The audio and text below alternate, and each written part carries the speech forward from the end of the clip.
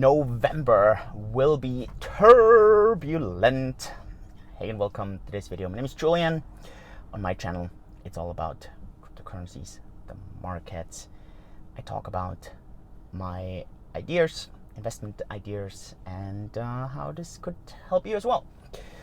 It's the 1st of November.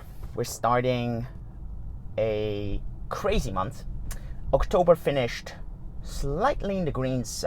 It was expected to be in October. We had discussed this here on the channel. I think we're up about 4 or 5%, which is not that much in general for crypto, but as a whole, like considering the sentiment and everything, I think this makes a lot of sense, and I think that's absolutely strong. But now we have November, and I promise you, November's volatility is gonna rip the skin off. It's gonna be nuts all over, mainly because of 3 things, and I would love to discuss those 3 things. First and foremost, tomorrow, November 2nd, at 2 p.m. local Eastern Standard Time, so that's gonna be 2 a.m. Thursday morning here in Singapore, we're gonna have the Fed coming out with their interest announcement. Expected are 75 basis points, and I don't think the market is debating anything else other than 75 basis points. I think this would be a major surprise if there were anything different. What the market is debating, though, is going to be the general tendency that the Fed will show for the next couple of months. Are they going to have that same kind of hawkish tone that they had in the past, which was, we're going to hike rates, we're going to be aggressive, inflation needs to come down, we need to see unemployment coming up? Are we going to see more of that, or are we going to see more of a tone that says, it seems everything is working, we are seeing, or we are expecting inflation to slightly come down, we are expecting unemployment to rise, everything is kind of taking its path right now, so we're going to be watching because we want to stick to that soft landing. Obviously, if that is going to be the sentiment, we're going to see a massive rally. The market is pricing in quite a hawkish standstill, so there may be a surprise to the upside. And if you would force me to kind of take a binary bet here, I would rather think that we're going to see more bullish sentiment after tomorrow. But I still think it's going to be massively volatile. So that's the first thing. The second thing is going to be next Monday, November 8th, midterm elections.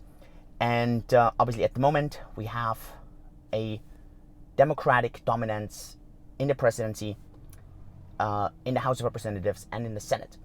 And in the midterms, about a third of the Senate is up for vote, and the entire House of Representatives are up for vote. And it looks like that afterwards we're going to see Joe Biden as a Democratic president, and the Senate and the House of Representatives to switch over to the Republicans. Now, the reason this is going to be super relevant is that if this happens, that this red wave, how they're calling it, if this is coming, then this is going to get into effect on January 3rd.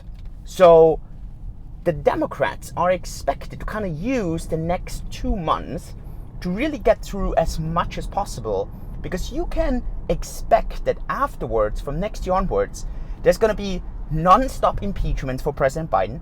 There's going to be non-stop kind of blockage and blockades and kind of back and forth between the various parties. It's going to be, I think, more divided than ever before. And it's going to be quite difficult to do anything in 2023. And so with that, I'm actually fairly positive for the rest of the year, just as expected at 6 months ago, where I was fairly confident we're going to see higher prices by the end of the year. But I'm going to be quite pessimistic for next year, simply because of tech companies probably starting to fire next year, because of real estate not doing well, and because of that blockage between blue and red in the US.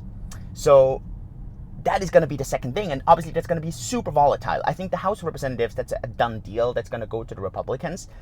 The Senate at the moment is kind of like a 50-50 split, and I think the chances for the Republicans right now are 70% that they're going to dominate both chambers, and that's going to be a very interesting one. So that's something to really watch. And then just a few days afterwards, November 10th, we're going to have the October inflation numbers. And the reason that's going to be relevant is because that kind of gives us a clue on what's happening with the inflation. And again, I'm expecting to see a dramatic decrease of inflation numbers towards the end of the year, beginning of next year. And so it will be interesting to see if we're already seeing this in October with the November numbers for October, or if this only happens in November. So basically we only see this popping up in December. And so that's going to be dramatic.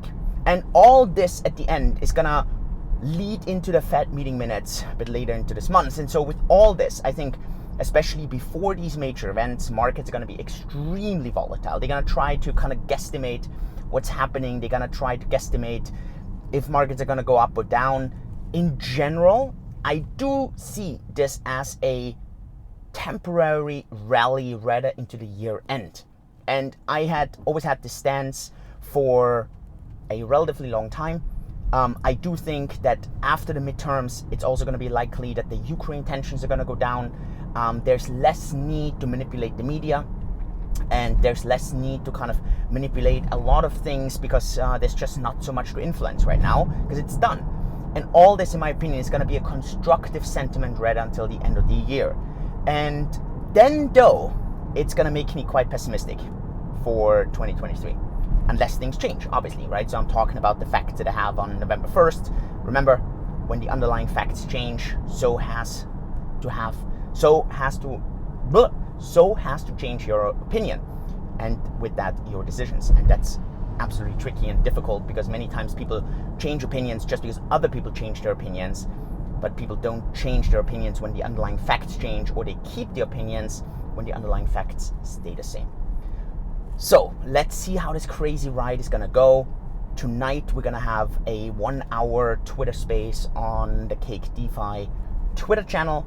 Also, there we still have the Cake Busters Halloween campaign going on. I'm not sure if you have been checking this out. Quite exciting, really, really cool. And with today, November 1st, we are having our very first day in our new Singapore office. It's a crazy busy week, launching the enterprise product this week. That's going to be absolutely exciting for businesses to use. No other product like this in the market. We're announcing it this week at Singapore FinTech Festival. Busy day and busy week. So I hope that gives you value. If it does, let me know. Leave me a like, comment, share, and then I'll see you next time. Thank you so much. Yours truly, Julian. Bye-bye.